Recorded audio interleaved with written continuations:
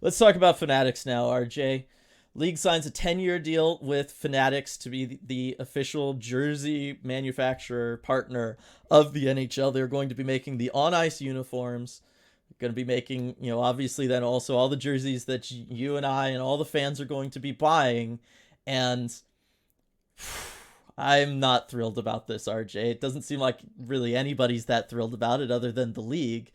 I mean, I don't even entirely know where to start with this. I mean, Fanatics is a company that should be known to all sports fans at this point just because they've been the exclusive partner or online retail partner for just about every league now for several years.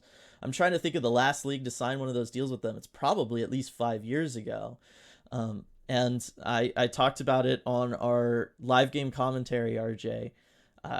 Fanatics, from an outsider standpoint, it looks like what their business plan and model was to take any sort of VC money they had, any sort of capital that they had, and I'll give them credit, it was smart. Go out and sign exclusivity deals with all of these leagues, create an online monopoly for where fans that aren't fortunate enough to live near a stadium or be able to afford to go to games or have a local team store, to force all those fans to get all of their purchasing done through Fanatics.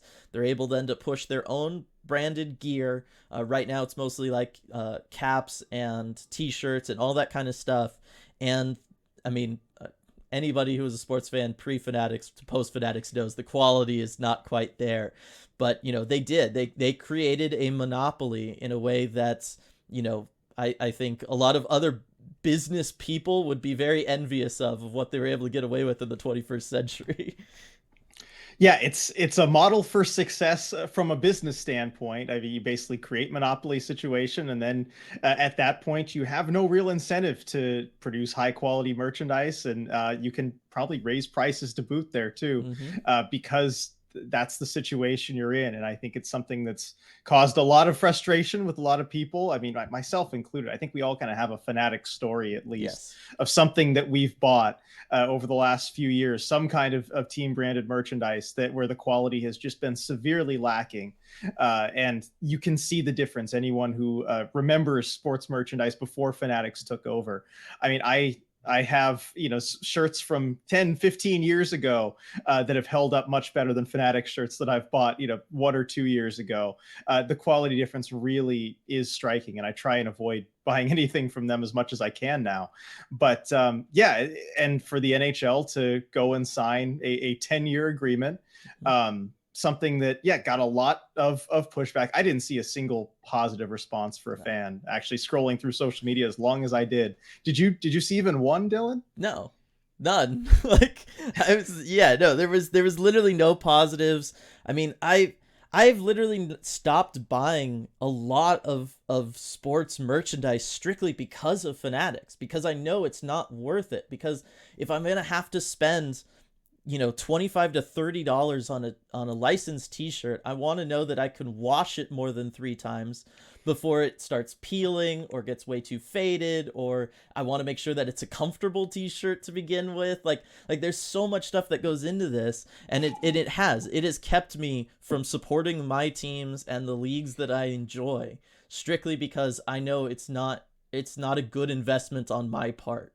And that's ridiculous. Like, you can't have that be the case. And so for the NHL to do that with jerseys, the number one thing like NHL fans want and love to wear to games and use to support the players directly and express their fandom, you're gonna then go and partner with this company that like nobody has positive experiences with. They've only ever had negative experiences with.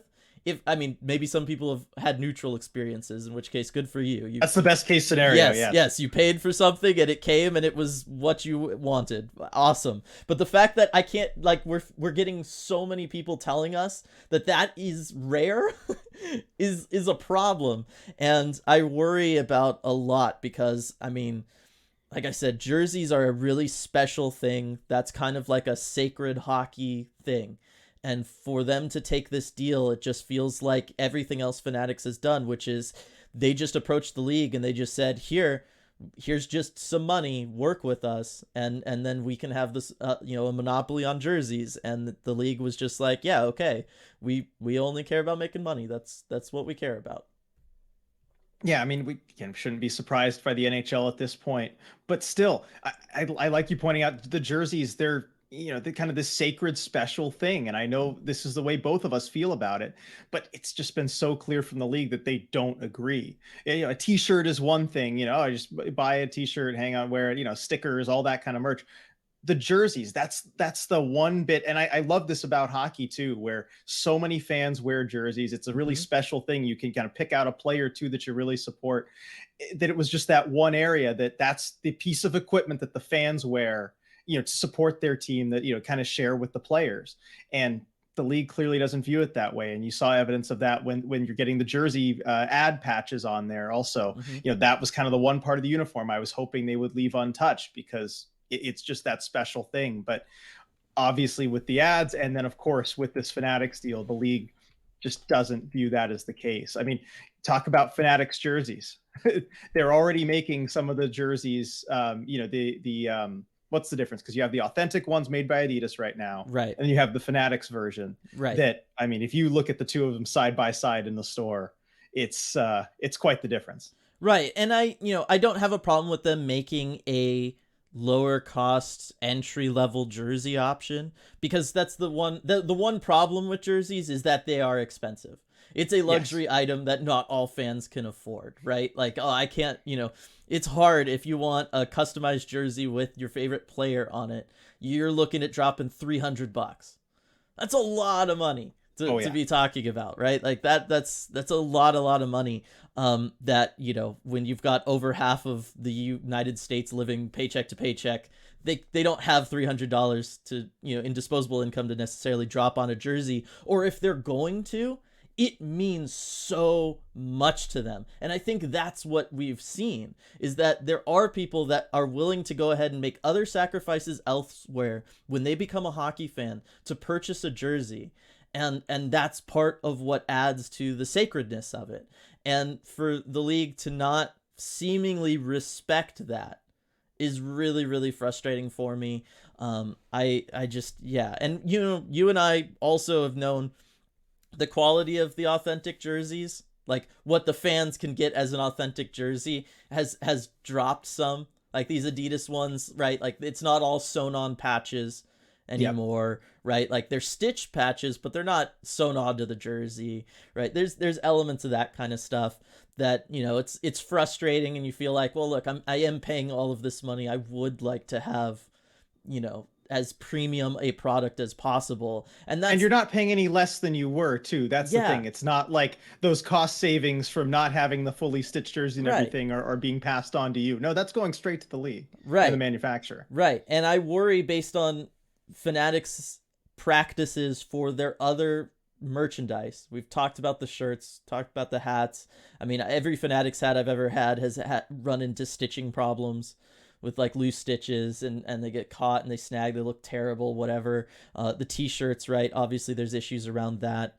The fact that then, when considering dropping, because I guarantee you they're not going to lower the price of the jerseys, $300 on a jersey that I'm going to feel like I can't wear to a game, because if it rubs up against, my seat, or it gets, snagged on anything, or whatever happens, or I can't, throw it in the washer afterwards.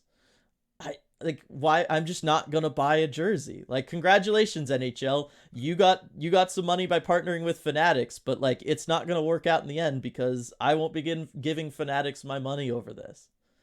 Yeah, at the end of the day, it relies on jersey sales still happening, and I think Fanatics already has driven away so many fans from buying merchandise. I mean, again, you and we're such big sports fans, and yet I think we've really kind of cooled on buying some of this stuff because we know the quality is going to be bad. Anything from Fanatics we'll shy away from, and it's something that is recognized around the league by fans. You saw it in the response to this deal.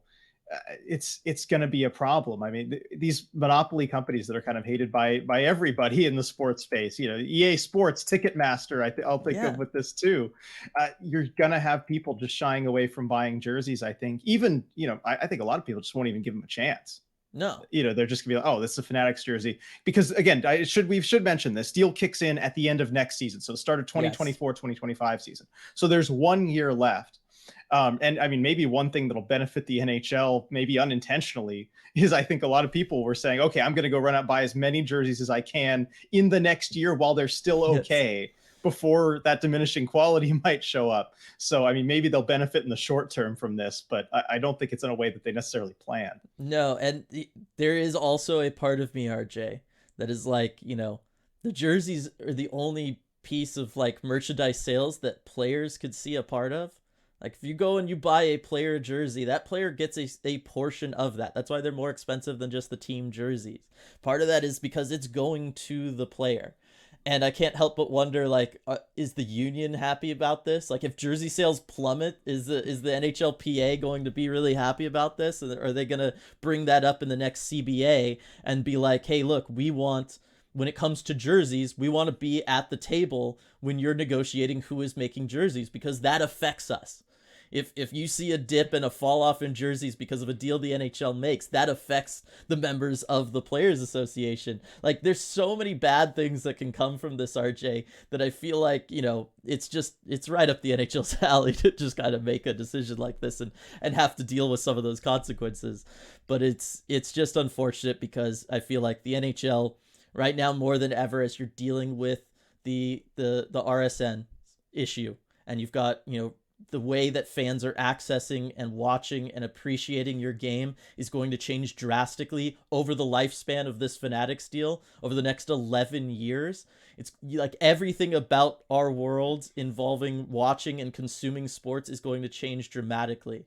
And for you to be aligned with a company that doesn't have a positive reputation for that seems like way the wrong call for me, because if a jersey was going to be that one connection fans could still have as they're trying to figure out how many streaming services they're going to need to cobble together to watch their favorite team, but they still feel okay because they've got that jersey and they've got that connection to it, or whatever happens financially for like the country, as also decisions are being made there that have echoes to past stuff that we can all recognize and we all lived through, and sports did not benefit from those things that happened either. Like these are all realities the NHL has to be paying attention to, whether or not there's going to be a recession, how fans are going to be able to access their game, and for them to align themselves with such a long-term deal with a company that no one has positive experiences with.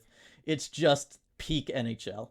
Can we talk about the 10-year aspect of the deal? It's 10 so long. years. They've never done that. Like it's always seemed like their jersey sponsorship deals are very short, but they like would re-up with the same team like every couple years, and that was their way of doing it. And you know what? While sports were going through a big boom, that made sense to me, right? But we talk about what was the last 10-year deal they made. It was with NBCSN for the United States national broadcasting rights for the NHL. And that was horrible. The league lost out on so much money by locking in a 10-year deal at that time. It made no sense for them to do so. It ended terribly. I mean, they were the only thing keeping that network afloat. The moment the NHL left, it folded. That's how, nobody was finding it. Nobody was building it into their cable packages or satellite packages. Like, the NHL, how do you not learn your lesson from that?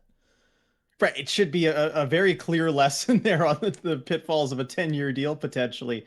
And especially in this one too, with Fanatics, we know the lack of effort they give even when, there is potentially another deal on the table, as far as the pride and quality they put into their merchandise.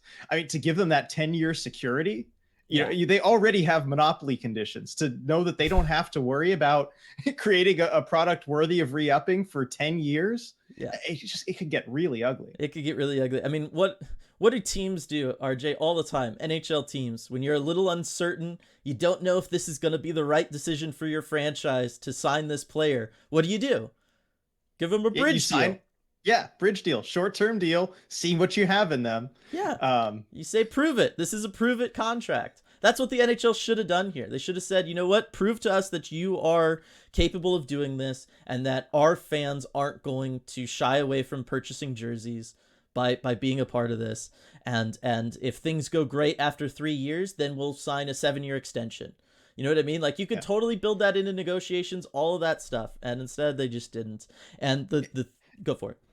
I would say this isn't even a player, if you want to use the player analogy, who looks promising and you've seen all good things from them either. This is a player who's late to team meetings, who, Yes. who passes out during bag skates because they don't have the conditioning and don't do the practice. I mean, that's just showing you nothing but bad results. You're like, you know what? Contract's up. 10-year deal for you. Let's lock you in. Right. It makes no sense, and I don't get it at all. And the thing that worries me is that there, just in the one day in which this was like the big story, there was like mixed messaging from both Fanatics and the NHL and different members of the NHL in what they were telling to everybody who was freaking out about this, including like, well, look, they're going to still make them at the same factory in Quebec. Like, that's fine. And I'm like, okay, well, that's, I guess, something. And they're like, yeah, and we're not going to change any sort of fabrics or anything that goes into it for, a year or two, maybe a couple years kind of thing, and then we'll change them. But it'll be changes for, like, to help players keep from getting lacerations on the ice and whatever. Don't worry about it. We know what we're doing. Changes are going to be made, yes, but they're a couple years down the line. Don't worry about it. And it's, player safety changes. Like, do I need to be worried about getting lacerations while wearing my jersey? Like, because I guarantee you, there's a difference between the on ice, the actual players are wearing that jersey, and what I'm going to be purchasing, right? And I mean, it sounded like they were very much trying to say, look, the on ice player jerseys, nothing is changing. Don't worry about it, guys. I'm like, it's not inspiring confidence in what I'm spending my money on. Exactly. I'm not worried about the on ice player jerseys because there will be real backlash and there will be, problems from the players and the PA if those are in diminished quality. Like, they're going to be all right. They're going to see to it that those are okay. That's not really the reassuring that Fanatics needed to do there, because they'll be all right. But yeah, as far as the fan gear, that's what I worry about. And I'm sure those materials changes are, in no way going to make a, cheaper and be cost cutting for Fanatics. I'm sure they wouldn't look to do that at all. No, if anything, I mean, Fanatics has proven they will do whatever it takes to give us the highest quality product, even if that means reducing their own margin on the back end. That's what they're just that kind of company. They are. They've really got our backs.